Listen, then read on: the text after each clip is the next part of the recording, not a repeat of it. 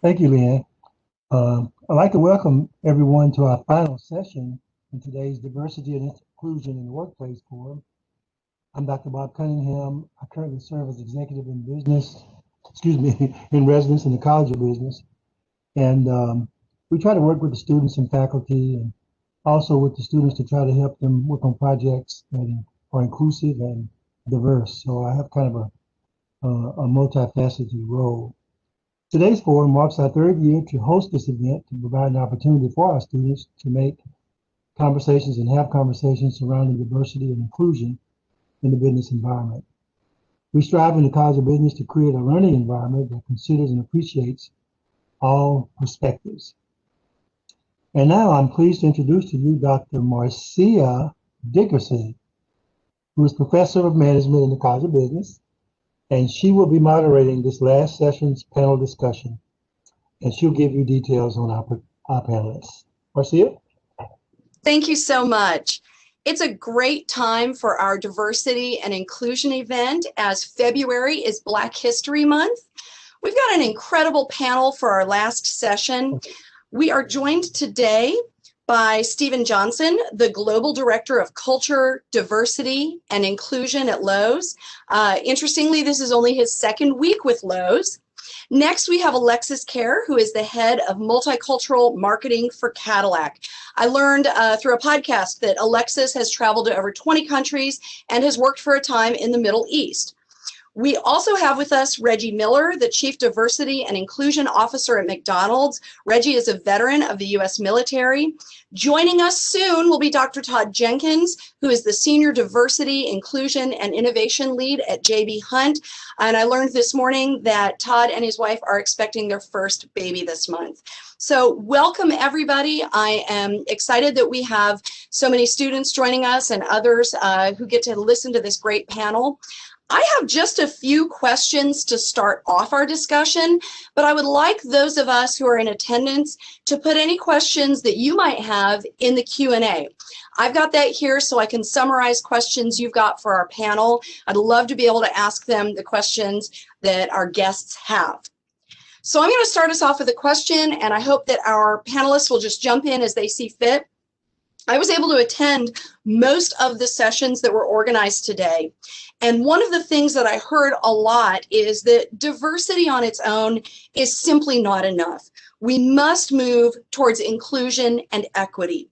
So how can our audience, which is mostly college students about to enter the workforce, best support the efforts that executives like you are making towards inclusion and equity?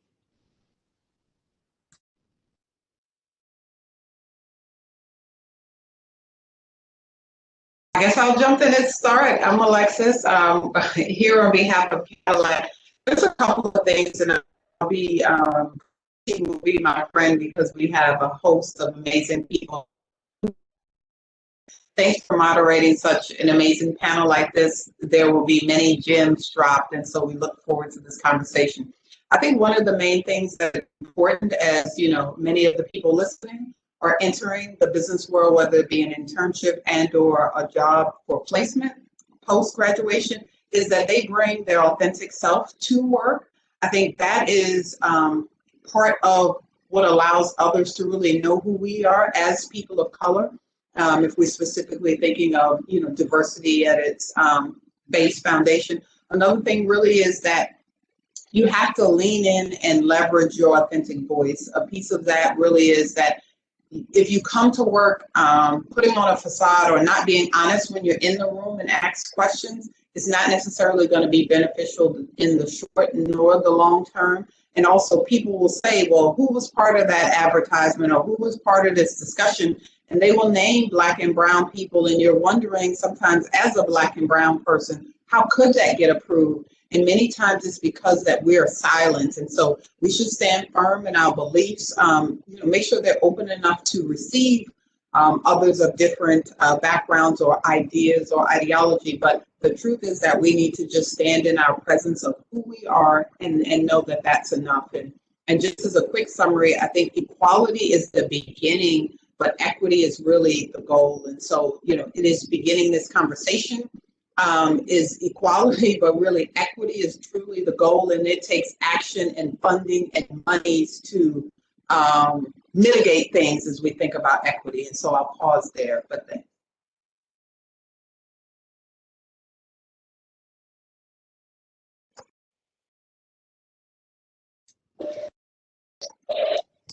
It's hard to be a good panel leader if or moderator if I'm muted. Sorry about that. Do we have someone else who can speak to the notion of how new workforce entrants might emphasize inclusion and equity and support the efforts that executives like you are making?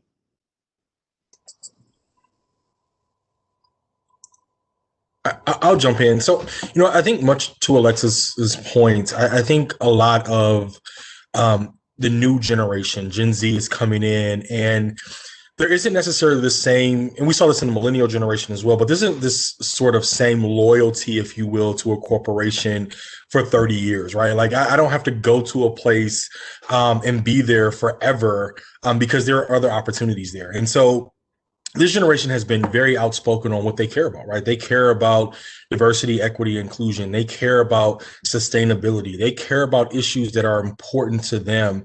And if your company does not match that, they will go to a company that is, right? So I think, simply put, getting people in the door used to be like, you're here, you're going to stay here. We won the battle. And that's what talent acquisition was about.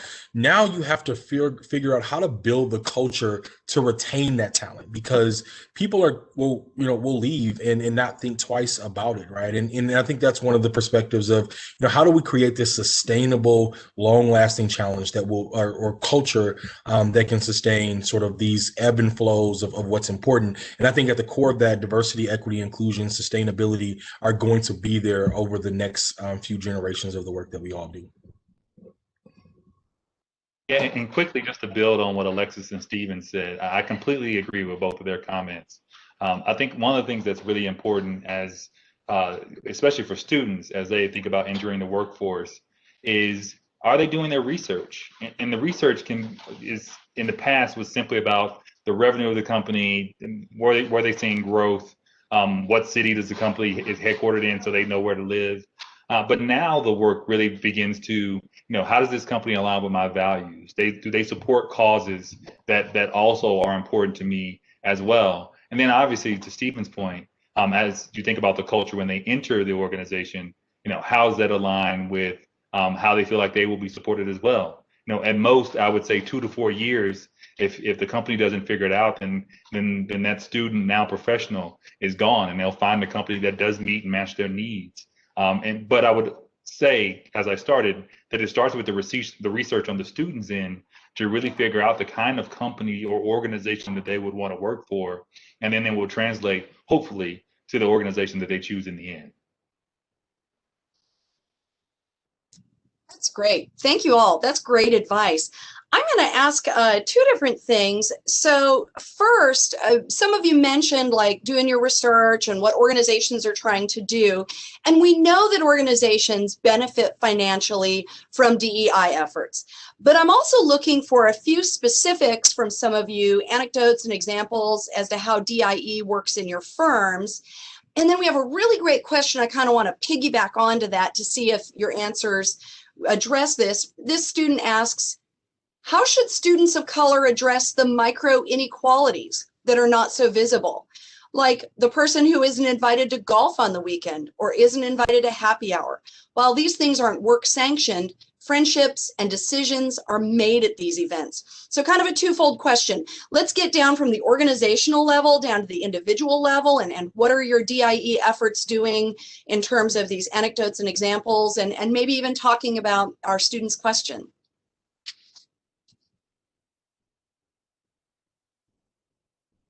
There was a lot to unpack there, so I will begin. Okay, so a couple of things that we're doing at Cadillac, which will allude to some of these, microcosms that were talked about in the additional question. So just a couple of real things. When at the onset of civil unrest and Black, my president of Cadillac called me and said, hey, can we talk? What are we doing that's working? What are we missing? And what else should we be doing? And I was like, great, appreciate you calling. addressing that something is happening, it is impacting me as an African American employee. So we had an immediate talkback session with the executive leadership and all of our Black and Brown kind of headquarters staff and employees. The session was great. Storytelling was wonderful. I was like, this is good, but we can do better. After that, we started an employee story series where we talked on a monthly basis. We recorded employees that told stories about what had happened to them. So it's not those people, George Floyd, Breonna Taylor, that person. We are the they, and we have our stories, and we are impacted by those people. I have an African-American mother and father, 5 brothers and 5 sisters. I am that person. I wasn't in that moment, but I understand. I struggle too. I am that person. So acknowledge me as a woman of color and coming to work every day, dealing with the environment that we're in, but also managing with amazing poise and all that it takes. And so we did the employee story series once a month. The last stories we did were on hope. So we talked about just what hope meant for a number of different employees. And to the question specifically, every African-American employee who wanted one had an executive mentor. Many of those mentors were not people of color. And so they began to get to know the people in the organization of color. We had small groups. And so we had some one-on-one. So they got to understand who we were. My mentor was a Caucasian man. He said, hey, I don't want to be labeled as a racist. And he started to tell his story. He said, hey, I was in the military.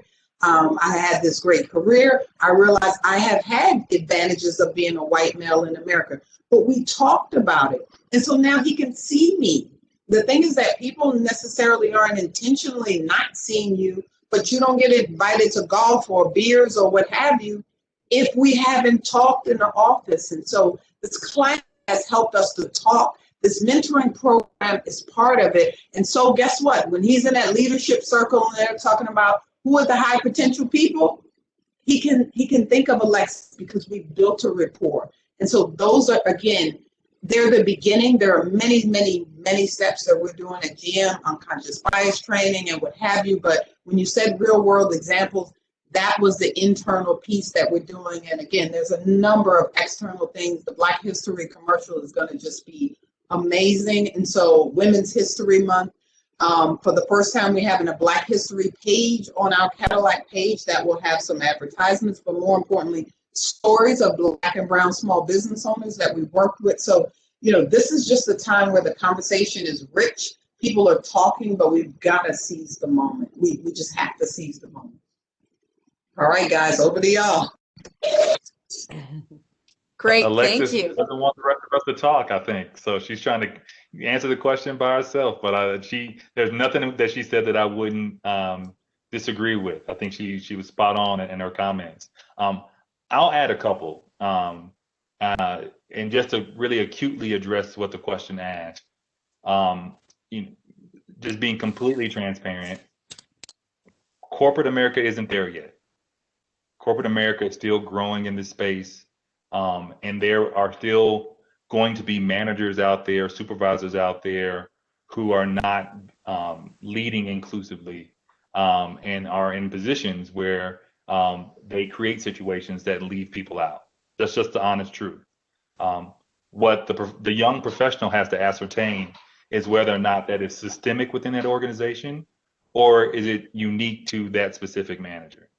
And if it's that unique to that specific manager, and depending, to Alexis' point, on the relationship that you have with him or her, then you can have a conversation about how they can act and behave differently, and you'll see by their response whether or not that was a productive conversation or not.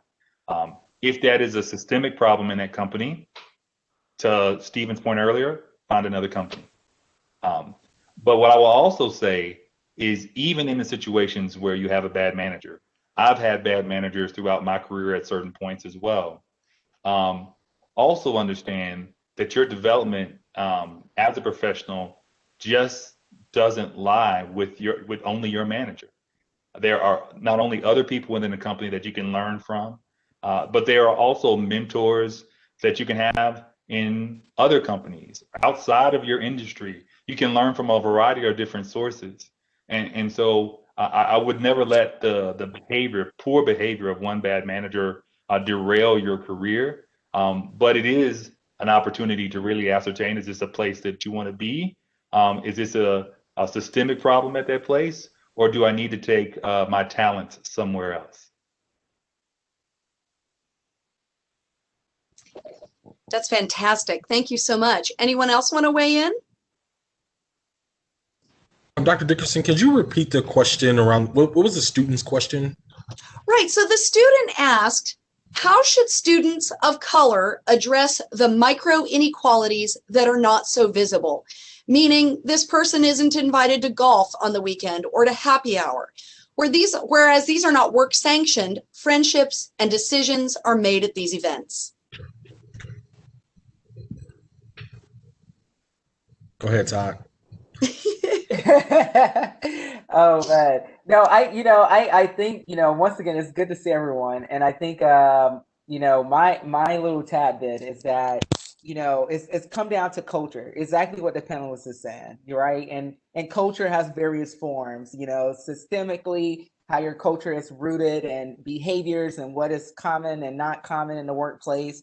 But to that person, that student of color, right? Let's go beyond the situation, because these are some things maybe out of your control. So let me speak directly to you. And so what you got to do in situations like that you're navigating a culture that does not look like you, or may not have those unwritten rules that you understand, that you're not invited to those events. How do you navigate that? Okay. And we see that there's certain things based on the pie exercise, from performance and exposure and your image, that really allows for your connectivity in the workplace and being able to get those opportunities. But you got to really look into exploring the resources that you have. Really think about your mentorship circle, right? Really trying to understand how can you connect into to different opportunities by exploring mentorship. And I'm going to encourage you, if you're a student of color, you need two type of mentors, one who look like you and one who does not, because they both provide two different perspectives. I'm just, being very candid here.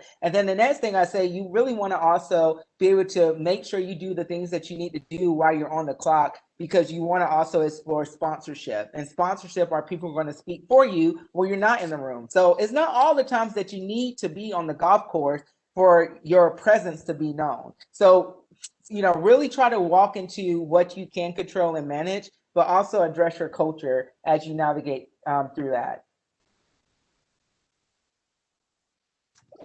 That is great. Thank you so much. I'm going to ask this question a little bit from the opposite side, because I was really struck by Alexis's comment that her manager called her right away after we saw some of the demonstrations and recognized that a lot of our colleagues were hurting and having a difficult time. And we heard several speakers today emphasize listening and getting to know people who aren't exactly like us. But I think we have to acknowledge that questions and discussions about race, disabilities, cultural differences, gender identity, and sexuality can be really difficult to have. What advice can you give to someone who wants to be an ally, who wants to listen and learn, but doesn't quite know how to start the conversation? I'll start, and I know my esteemed colleagues will add in some additional comments. So I won't say everything, but I'll just start the conversation. In my opinion, every leader, before we get into how their team may be different, every leader has to start with three things. One, what kind of connection do they have with each employee on their team? Because they should work to provide a meaningful connection to all of their employees on their team. Two, how accessible are they to their team? Does their team really feel like they can come to them, not just with the good news, but with the bad news as well? And sometimes that bad news may be that something is going on in my personal life that's affecting my performance. And three, which is obviously directly tied to 1 and 2, is there a level of trust that is there with their teams? And I know that spells cat, and that's not intentional, but those three things, connectivity, accessibility, and trust, is the foundation, in my opinion, for leadership 101. And I think through those three things, you can begin to have dialogues that are really authentic, not only to who that person is, but also when it is time to have more delicate or difficult conversations, and I'd say really more delicate conversations than difficult. Then you can have a true conversation, authentic conversation with that person that is free of judgment, that is free of the things that truly might make it more difficult as well. Doesn't mean that the conversation couldn't go down some paths where you feel uncomfortable, even and they feel uncomfortable, but it is more apt to be a more healthy conversation than when you don't have that level of trust, or you don't seem accessible to your team, or you haven't built that connection with the people on your team, and now you're just coming out of the blue with this random question about anything about why I'm different. And so I'll start there to begin the conversation. I know my esteemed colleagues will fill in, but for those who want to be allies, I'll build those three things. That's fantastic. Great. I'd love to hear from someone else. What else can you add? Reginald, since you mentioned, I will tell a cat story. I had an esteemed colleague who worked for me. This was probably about 5 to 7 years ago. His cat died, and we were in the midst of traveling somewhere, and he started to cry. He said, "Last night was a rough night. My cat died."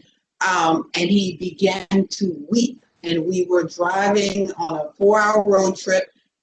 I don't love cats. I'm allergic to them. I have really no passion around cats, but I love people. And so he had no way of even knowing now today that, as I tell this cat story, that I didn't have that compassion. But the thing is that if you connect with people, regardless of what he was going through, he worked for me. He was an employee. This was difficult to him. Even though it wasn't difficult to me, I am listening, and I think the cat, that is important, because it's really, to me, everything has to be rooted in communication. And so you've got to listen. You can say, "Hey, I know today could have been maybe difficult for you, or the time would be difficult for you, but if you'd like to talk, I'd like to talk." Or, "Hey, I don't know all of the right answers or how to approach you, but my name is Marcia. I'd love to chat with you and understand how everything is happening today. How is that impacting you?" Or we just had a female, the first female,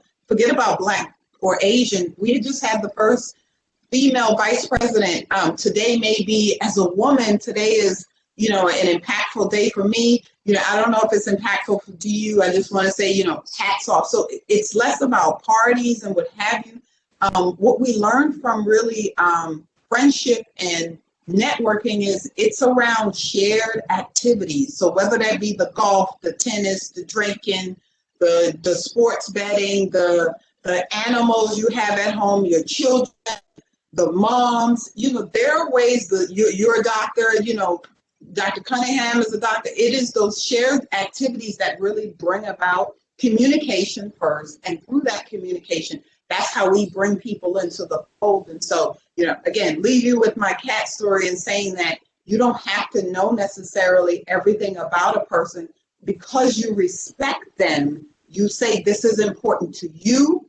This could be impacting you. And because I respect you, I am listening." And all of the things Reginald said. That's great. Thank you so much. Anyone else have any thoughts on helping folks become allies, and maybe some concrete ways we can start a conversation that is delicate?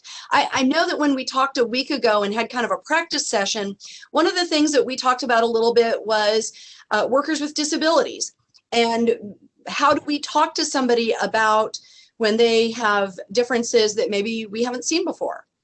Yeah. So I'll jump in here, Dr. Dickerson. And so, I think much to the points of both Reggie and Alexa, I think one of the big components here is just that empathetic place, right? It's like starting from a place of sincerity and trust, right? So how do you get there? How do you build that? And, I just started at Lowe's, and one of my team members on my team is deaf. And I am a person who hates long emails. I hate to get them and I hate to write them. And so if I have to write an email, which is why I left higher ed, but if I have to write an email over like 2 paragraphs, I'm going to pick up the phone and call you. And so I called this particular person, and we use Microsoft Teams, so we use the video function. And I called her, and I'm just blah blah blah blah blah blah blah. And she was like, "Hey, can you get on video? I can't hear you." And I was like, "Oh my God!" Like in that moment, here I am leading this global organization, telling all these people to be mindful, and it was a moment of a honest like lapse in my judgment or whatever the case may be.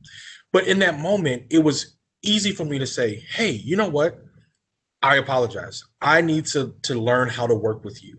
How do you prefer I communicate?" And it wasn't about me. It wasn't about me apologizing so I was blue in the face, about me feeling blame, shame, guilt, any of those things that we oftentimes feel as an ally, because, we could talk about slavery and white people. My parents didn't, my people didn't know. So it's like, listen, we're not trying to blame, shame, or guilt you into this. We're talking about it in a way to help you understand the framing of America in race or gender or whatever the case may be. And so in that moment, I had to realize this was less about me being in my feelings. It was more about me understanding what the person who I was advocating for, who I should be in this seat for, and what they needed, right? So I had to take that step back and realize, I could have gone on and just threw myself a pity party. Oh my gosh, I'm day 2 on the job and I made a mistake. Like, no. I asked the question, I was sincere about it, and I was earnest about not doing it again, because now I knew, right? And I think that's the other part. Once you start from this empathetic place, once you start to listen, you now have a responsibility to be engaged, right? So one of the things that I heard when I was at American, while we were going on these listening session tours and people were talking, this was the first time many of the leaders had talked about this, but this was the 100th time that the story was being told by the team members, right? Like, we've been talking. We're tired of talking. When is the action part coming, right? So now that you are now armed, you are now dangerous enough that you have the information that you need. So if it's on me, if I pick up the phone and call again instead of video chatting, guess what? I have a responsibility now where I've let you down, right? So I think that's the place, right? Starting from this empathetic place, moving from a place of just listening to action, and then creating the action that is needed by the people that are telling you what they actually need. I'm going to take it a step further about engagement, because I want to help somebody who's listening today. You got to really think about your language. Power is power in words. And what I don't know who needs to hear this today, but when you're listening to things on documentaries or you're reading things, you cannot make the assumptions that just because you heard it in one place, that someone else will hear it the same way when you said in another place. And point in case, if you hear a certain jargon and certain cultures or certain climates, and then you feel like that's the way of you being an empathetic leader or a peer to reach out and touch and connect. And now you wonder why that person is offended because of your vernacular and how you came off and the way you tried to connect. Really think about your language. I think it's very important to be curious, but also give that space for grace and allow the person to understand where you're coming from. So, for example, I don't mind if someone who looks different than me call me bro. I don't mind, but I have seen people in my space do not like to be called bros by people that they don't know. Once again, this is something very small, but I started to unpack this small things that can make a big difference of even getting into your development as an ally. And I think that's on any grounds. That's whether visible or invisible differences. So don't forget to explore your curiosity. Don't forget to be engaged. But while you're engaged, don't make the assumption that just because it works for this one person, it will work for everyone else that looks like that person in the group. And 9 times out of 10, what gets people in trouble is trying to be funny. As an HR professional, I can attest to that. As someone who has done some damage control for sexual harassment in organizations, being funny doesn't usually work. So that's good advice. I'm thinking of how I saw on Twitter, the new state representative, or U.S. representative, Cori Bush, referred to another woman on Twitter as sis. And I thought, sis, is that a new way that people chat with one another? And I thought, or maybe that's something that certain people call each other, and maybe that's not something I would call somebody. So this is great. Todd, I appreciate that. That's fantastic.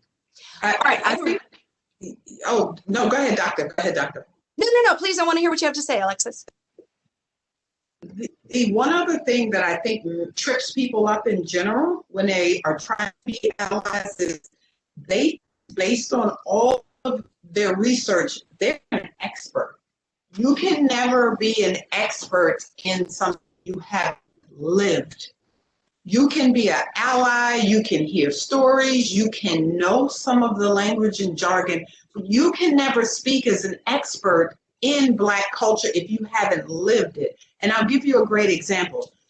I have never birthed a child. So for me to stand in front of a room and talk as a mother, because I've, mentored young girls and boys and all of those things, at any point in time, a mother who's birthed a child and gone through that process is going to be like, what are you talking about? And so I think that's just something that others should think as we think about this area, this field, that you can get a whole lot of education, you can talk to a whole bunch of people, you can do a whole bunch of studies, but to live as a person of color, as a Black woman in America, even a Black man doesn't know what that feels like. So certainly many others will not live in those shoes. And so I think that is one of the misnomers that sometimes people have, is like, I'm an expert, I've studied. All of that is great, but you haven't lived it, and living it every day adds another piece of the puzzle that is just, unexplainable. So I'll just pause there. Oh, all of this is great advice. I really appreciate it. I think this is fantastic. So we have another audience question, and this one is fairly specific. And so I'd like to ask it because I don't know the answer to it. How do we address a micro inequality such as hairstyle discrimination against a person of color? So for example, not allowing Black natural hairstyles such as dreadlocks.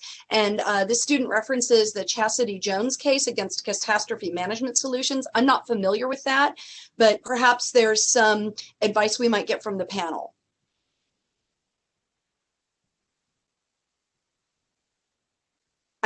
From an HR standpoint, I know the answer, which is that I think you want to start with your policies and your procedures, right? And understanding, of course, that's very specific, but of course, we can just look at what's happening across the country. It's definitely been a lot of legislation and a lot of reversal of policies around here. It's a great conversation that we're having in corporate America around our policies, of how we show up in the workplace with our dress codes, or of course with our uniform, and then now health and safety, because depending on your industry and depending on where you're at, it's certain parameters that are in place that needs to be further investigated, if you will, if that is a concern. So how do you navigate that? This is why it's important, if we have a large audience today of collegiate students that's going into the workforce. This is why it's important for you to read the HR manual that they give you on the first day that everyone don't like to go through, right? Because there's some things in the fine print that can actually put you out of a place that you feel like you could be your whole self at work. So it's important that if these things matter to you, from your hair to your appearance to even things that you can't see, look at the policies, and that will kind of help you navigate that in the workforce. It's so true, Todd. I oftentimes think of my iTunes updates and all the stuff that is sent to me on updating my iOS, and I'm just like, just do it. But it could be anything in there, right? And I think that's a perfect example of how, if you went through some of that, you might be like, wait, I don't want you to have that, or I don't want you to have access to this. But an example of this for us, and when I look back at my career at American specifically, the face, undoubtedly of the airline was our flight attendants, right? And so you think about, what it meant to be a flight attendant, 25, 30 years ago. It was for business travelers. It was prim and proper. And I mean, no kidding. Whenever you used to come into training, they weighed you before they did anything else. Like, that was how stringent it was when you think about this. So just imagine being a woman of color coming in, there's a whole room where it's clothes and makeup and all these things, and you come in there and you got 4C hair, and your skin complexion is not on this palette of white to very white, and you're like, what am I going to do, right? And they're like, well, go down to the JCPenney and find you something and bring it back, and we'll do it how we want it done, right? And so that was historically what it looked like. And when we started to revamp and relook at policy, it became one of those things of like, is it necessary for you to have your hair pulled back in this way? And if that's the case, why can't that be done with dreadlocks, right? Like, why can't that be done in a natural hairstyle? And what does unprofessional really mean? Where is that coming from? Where is it centered in, right? And so really looking at some of these terms that we use to describe the images of people who are oftentimes on the margin, right? So that was part of the conversation. Then it became, where are we in allowing, men to have beards?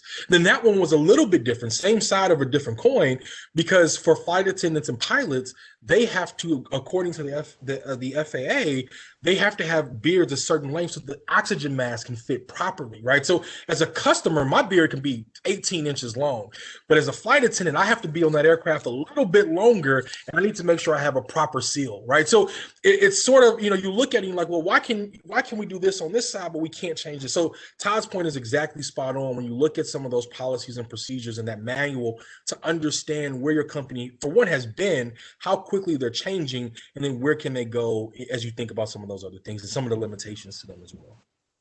Yeah, and Dr. Dickerson, I think the other thing is really the unwritten rules. I had a young lady message me at work last week, and she's to the corporation and her motors, and she's like, look, I've got natural hair, Alexis. I'm worried. What do I need to do? I was like, look, you don't have to be worried, first of all. You're going to Georgia. You love your natural hair. That's the end of it. This is a non-negotiable. You show up and they will be ready when you get there for your natural hair. So that's one. Two, it was around, like kind of her dress. I said, listen, I always tell people, don't wear anything that's super distracting. So whether it be how your hair is, and that has nothing to do with the style and the texture. It just has to do with try not to do anything that's distracting. And your clothing and your dress, nothing too tight. I mean, we're a conservative company. It also is, before you look in the handbook, you should be looking at the leaders in the company and understanding the organization in general. So this unwritten piece is important because you need to know what to expect. And so I think it's just that lens at which, I assured her like this is the place where that's not an issue. But the other thing too is just having that conversation. Sometimes we don't have that conversation. You do need to see people that look like you, but you also need to have that conversation, because sometimes I find that we have these unwritten rules in our head that aren't really rules. And sometimes we just need to push in who we are so that we can be accepted. So much that we're saying that it was 20 years ago. Yes, 20 years ago, my hair probably needed to be pressed straight. And but we have evolved to Stephen's point. So we've evolved to a place where it's not like that now. If we were having this conversation even 5 years ago, it would be different. It's not necessarily like that now. So now it's like, come in however you want to, kill your job, focus on that, even work. If we had this conversation about remote panels, I mean, it's just unheard of. Now it is the way we do business. So we need to also adapt with the times as leaders in this space as well. Oh, I appreciate it so much. Thank you. Okay, we're getting more questions and I want to ask a few of them.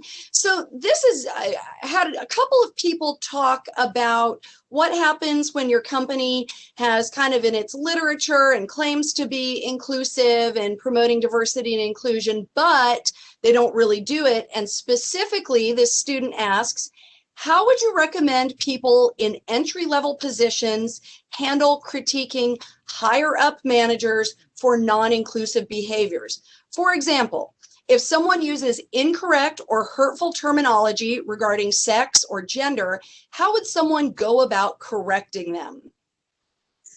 This is a good question. I will be brief and just say, correct them one-on-one. So there's a book out that says if someone does something offensive to you, you give them 3 times and then you address it.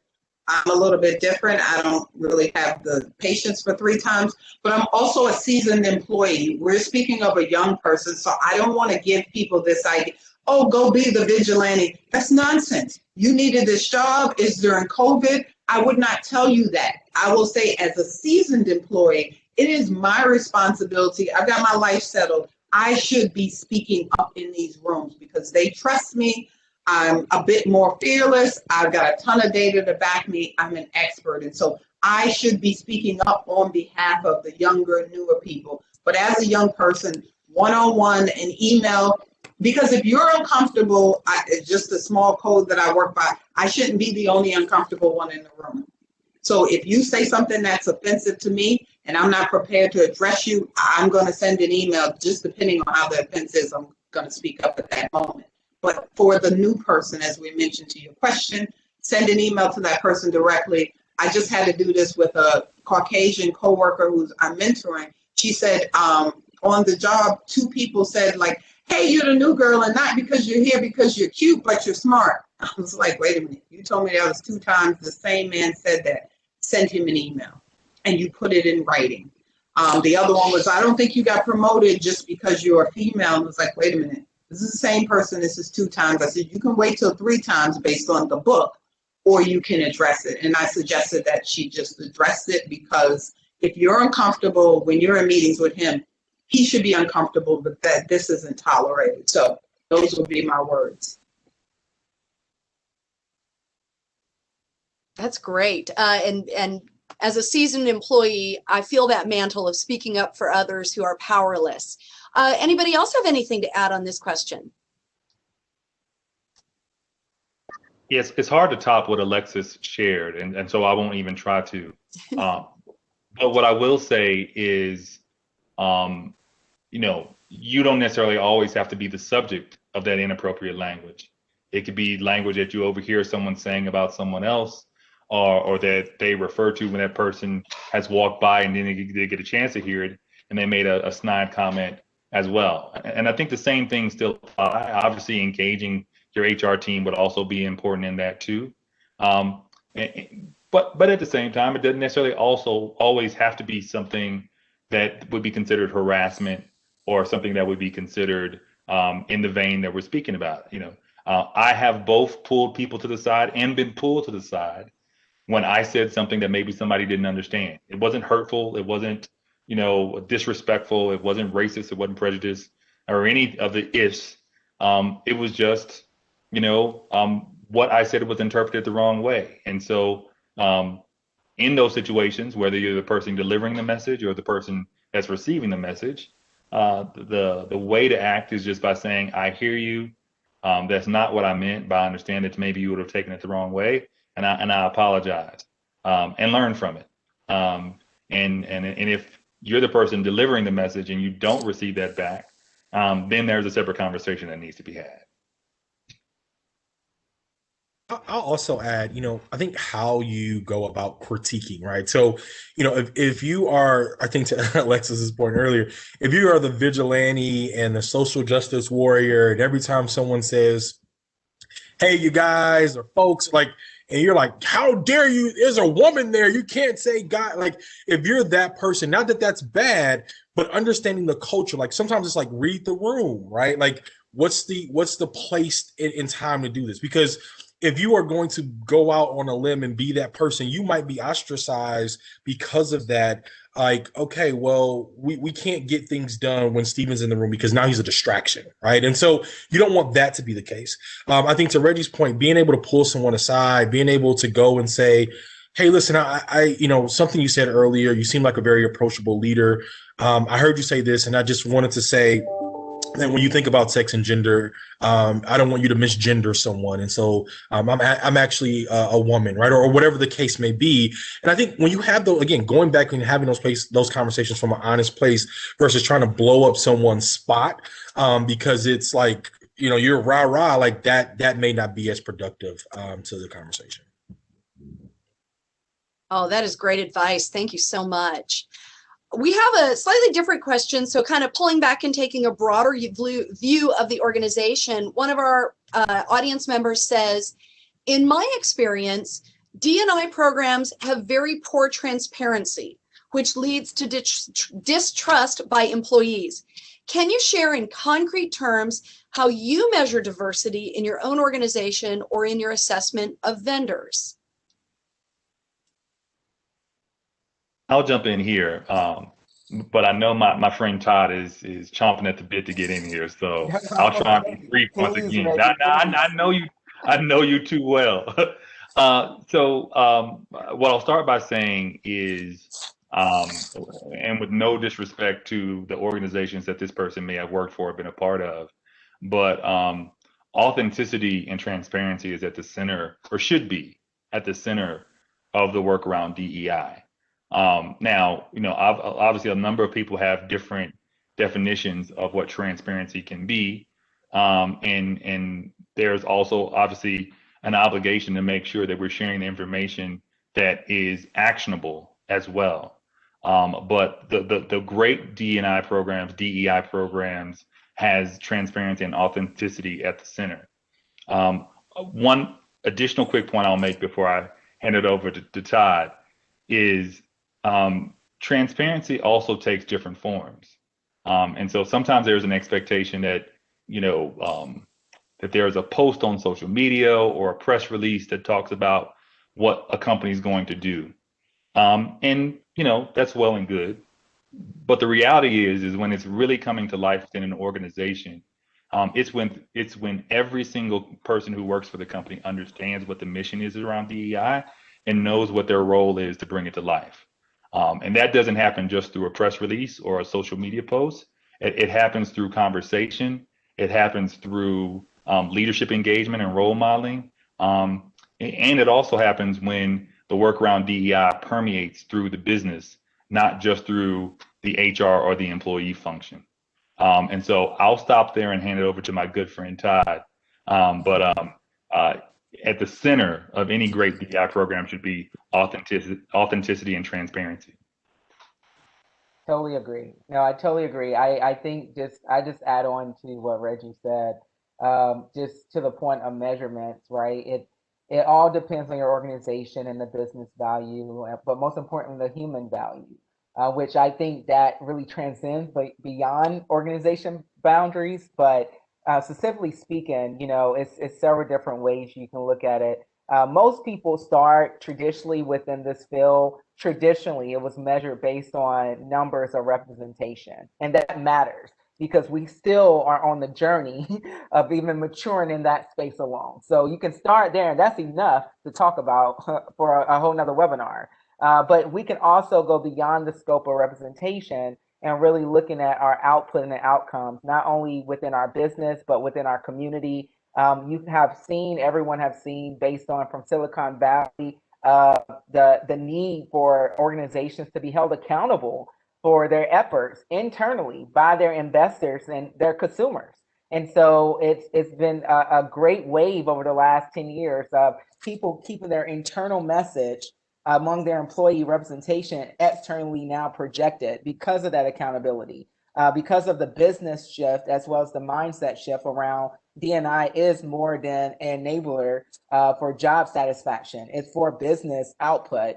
And so the way you measure getting there, it really depends on where you're at as an organization and your targets, et cetera. But I just want people to understand that, D&I is a journey, and it's a journey of maturity. And every organization is different. They have different levels of maturity, just like as people, we have different levels of maturity. Depends on your lived experience or your research or your practice, what that's that maturity, how that's informed. And so I just want to encourage people, when you think about, have that conversation with your employer, or if you guys go through your hiring process, ask them, say, how do you guys measure your diversity, equity, and inclusion? If you're already working with that organization and you see this on paper, well, part of being inclusive environment, you should feel what they're saying, right? That's the part of having that inclusive space. So I want to encourage you to get engaged and get involved, because the leaders can't do this all by themselves. Like everyone want to say, hey, let our CEO do this. Well, what you have seen, and unfortunately, in the response to the killing of George Floyd, that wasn't CEO saying, hey, let me raise hand to say something. That was you as the employee asking questions, raising hands, and getting involved and getting engaged and saying, what can we do not only for us as employees, but what are we doing to impact our market and our community differently? So I want to also encourage some accountability back to you, who's asking the question, whoever's listening, that we all are a part of this process together. Wonderful. I appreciate that so much. I want to ask a quick question about equity. I think this student maybe didn't get a chance to attend some of our earlier sessions because we got a lot of really great information about what equity means. But this person says there's a lot of noise and misunderstanding about the definition of equity. Does it mean opportunity, benefits, equity of outcome? And this person says, I struggle with this because not everybody can be a Jeff Bezos or Marvin Ellison, even if they want to be a CEO. Let's get a quick answer to this because I have a final question I want to ask, and we have about 9 minutes left in our session. Who wants to talk about equity? Well, Dr. Dickerson, I would love to hear what you learned from the sessions today first. All right, so I actually learned this from Dr. Jenkins this morning.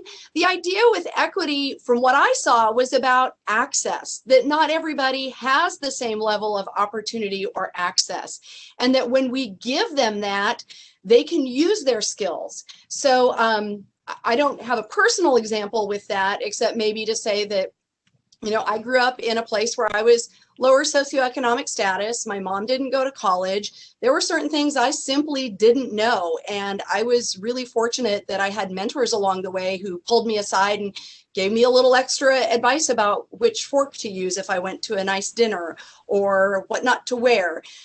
Those aren't maybe great examples for me, but I saw equity as more of opportunity, and what you make of it is your own business. But we need the experts to weigh in.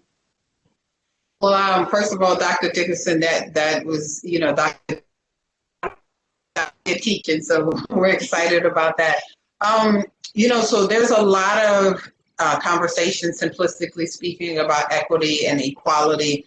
Again, equality is the beginning of the journey, and equity is really, there's a financial piece of that. Equity allows us to make up for just some of the small gaps that have been made because we didn't all start off from the same point.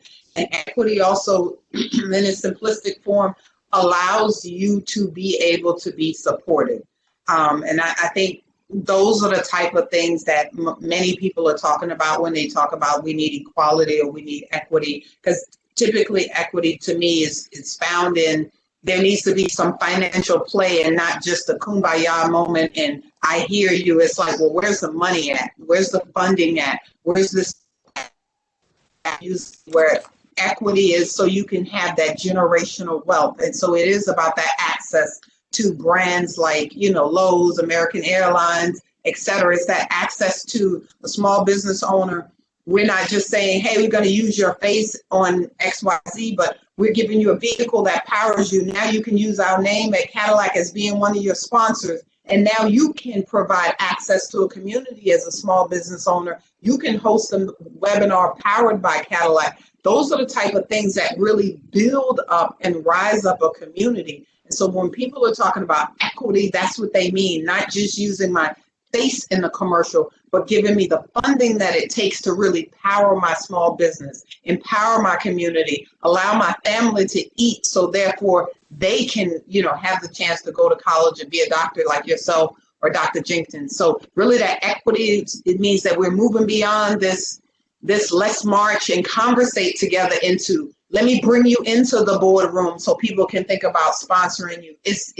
That's what the inclusion is. I don't want to be at any table. I want to be at the tables that really matter so that I can matter and I can bring people behind me. And so when I think of equity, that is truly what I believe that many people of color are thinking of. Wonderful. Yeah, not just the seat at the table, but actually having people listen to you when you speak at the table, for sure. All right, so our last question, I want to go around and have everybody comment because I think this is great advice for anybody who is, or a great question for anybody who is successful, which you four definitely are. Samantha asks, what advice would you give your 21-year-old self? Who wants to start? recognizing that, things maybe are different than when you were 21, but go for it. One word: perseverance. It's going to be tough, but the journey is important. And definitely, obviously, keep your head up while you're going through that journey. And everything is not going to happen the way you think it should happen. But if you stay true to the course, if you stay true to who you are, regardless of the situation, and you bring people along with you, then things will work out in the end. So I'll just say that one word: perseverance. Yeah. Oh, thank you so much. Who's next? I'll jump in. I would say step out of your comfort zone. And I think for me, I grew up in Detroit. Everybody who looked like me went to the same high school as me. And when I got to Ohio for undergrad, I was like completely shocked and floored. And like there are cows like right down the street from my school. So, it wasn't that I didn't love it or didn't want to be there, but it was uncomfortable. And I think the quicker that I would have gotten comfortable with the uncomfortable, it would have really helped me and propelled me to do some things that I probably, just took later in life to do, right? I was so uncomfortable being there, but I enjoyed my experience.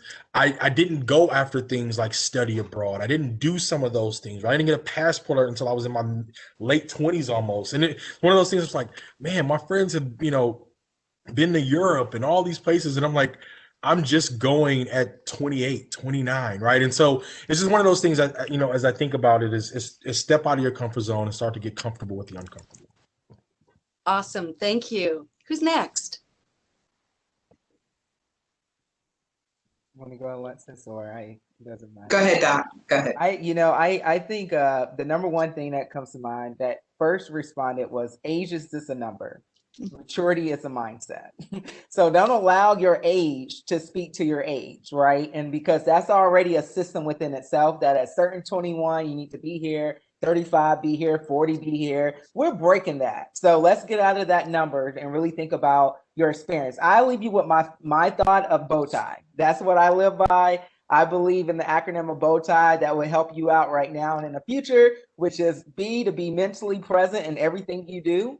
O is to be open to new ideas. W is willing to share your own story and own your own truth. And the most difficult part of the bow tie is usually the difficult part of life is tying it together to leave this world better than you found it. So that is my advice to you all, whether you're 21, 45, or 19. All right. Alexis? Last but not least, I will say, speak up. Don't be afraid to speak up. Speak up for what is within you, your voice. We're getting seats at a table. I'm not worried about that. The thing is, stop being quiet when you get there. So that would be my advice. Speak up. We need to hear you. There's a right way of reading the room and having the language, but you most certainly have to speak up, not just for a situation that you're in, but also for your worth. For your worth, speak up about promotions that you deserve, speak up about inequities in your salary, speak up about whatever it is that is going on in general in your life. Make sure you speak up about it. Oh, wonderful advice. Well, so perseverance, get comfortable with the uncomfortable, age is a number, maturity is a mindset, and speak up. I love it. This is great advice for anybody. This has been the most enjoyable hour I have had in a very long time. I've learned a lot here and really appreciated everything that everybody has to share. I appreciate all of our audience who have had questions. I hope they got as much out of this as I did. Thank you all so much for being a part of our diversity and inclusion series. I'm going to hand it back to our host, Leanne. Thank you all again. Thanks, Marcia. Yes, Dr. Cunningham, I'll close out for you. On behalf of Dr. Chris Martin, our dean, he just wanted me to express his sincere gratefulness for each of you participating on this panel today. He is listening in from home and said that it was the most wonderful day he's had in a really long time. So we appreciate everything that you've done and all the advice and just information that you've provided our students. So we will have recordings of all of these sessions up on our community page following the session. Probably tomorrow we'll have them all up. So tune in there, check us out on social media, and we'll put the link up. And we hope that you've all enjoyed this. Thanks for having us. And Dr. Dickerson, you did an amazing job moderating, so we just appreciate you. And thanks for the intro, Dr. Cunningham. We just had a wonderful time sharing today. Bye. Great job. Thank you all so much. Fantastic. Thank you. Bye-bye. Bye.